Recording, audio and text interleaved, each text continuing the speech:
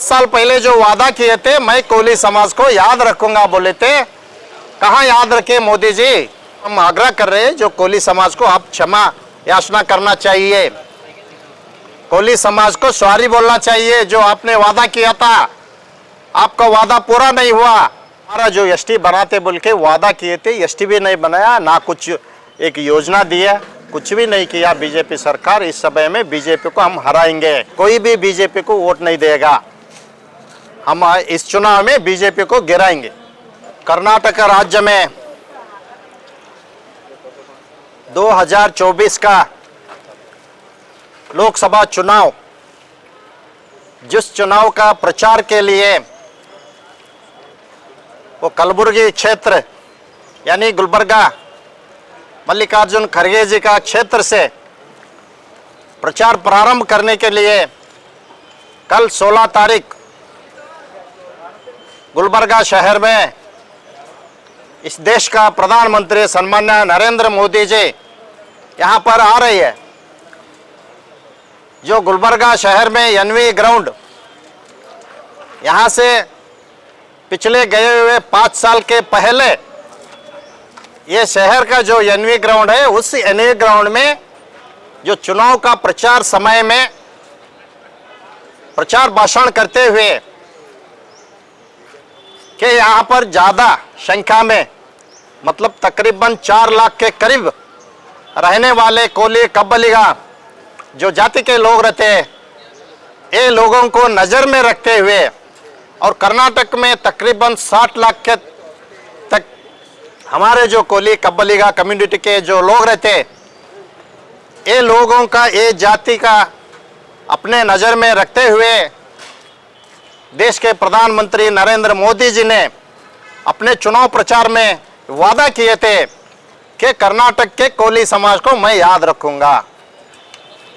आपकी जो मांग है वो पूरी की जाएगी।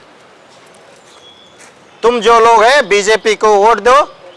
हमारे बीजेपी सांसद लोग जब चुनाव में जीत के आएंगे और भारत देश में हमारा सत्ता आएगी, हमारा सरकार बनेगी, आपका मांग पूरे हो जाएगी। जो आपका एसटी जो कोली समाज को एसटी बनाना है हम जरूर पूरा करेंगे बोल के वादा किए थे। अरे 5 साल हो गए, फिर वही ग्राउंड में वही चुनाव में फिर वही प्रधानमंत्री नरेंद्र मोदी जी आ रहे हैं।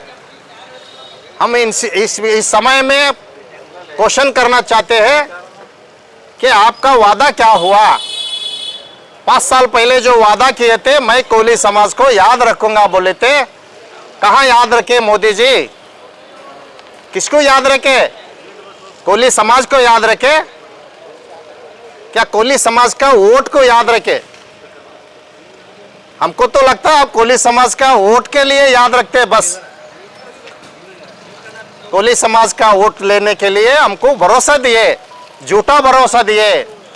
इसलिए आपको हम आग्रह कर रहे हैं जो कोली समाज को आप क्षमा याचना करना चाहिए, कोली समाज को सॉरी बोलना चाहिए। जो आपने वादा किया था आपका वादा पूरा नहीं हुआ। क्या योजना की है कोली समाज के लिए कर्नाटक में?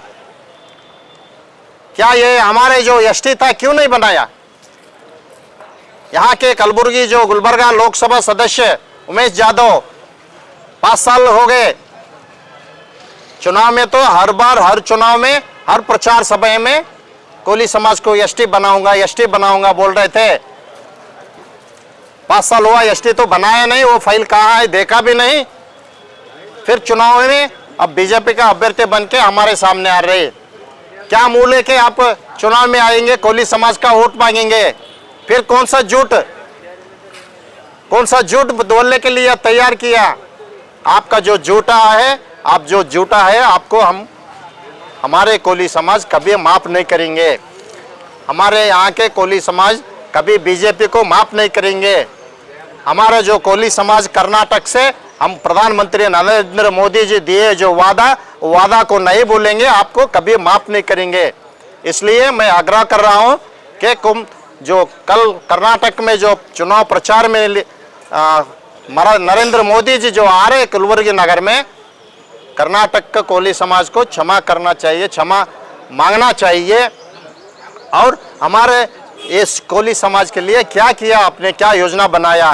कर्नाटक में 2014 से लेके आज तक केंद्र सरकार में हमारा फाइल है।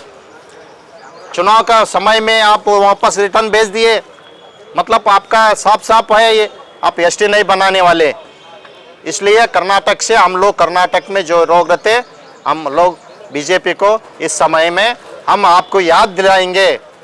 आपका जो बीजेपी के संसद लोग रहते, आपका जो बीजेपी है वो बीजेपी को घर भेज के हम आपको याद देंगे बोल के इस समय में आपके सामने में बोल रहा हूँ। क्या अब इस बार 24 के चुनाव में कोली कब्बली का जो समाज है वो भाजपा के साथ जाएगी? अगर भाजपा के साथ नहीं जाएगी तो फिर किसके साथ जाएगी?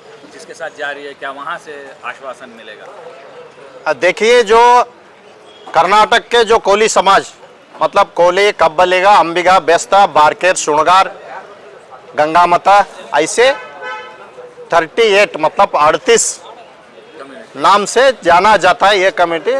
हमारे जो कम्युनिटी के लोग हैं, जो बीजेपी सरकार हमको धोखा दिया, हमारा जो एसटी बनाते बोल के वादा किए थे, एसटी भी नहीं बनाया, ना कुछ एक योजना दिया, ना ही कुछ बदलाव लाया, कुछ भी नहीं किया बीजेपी सरकार। इस समय में बीजेपी को हम हराएंगे।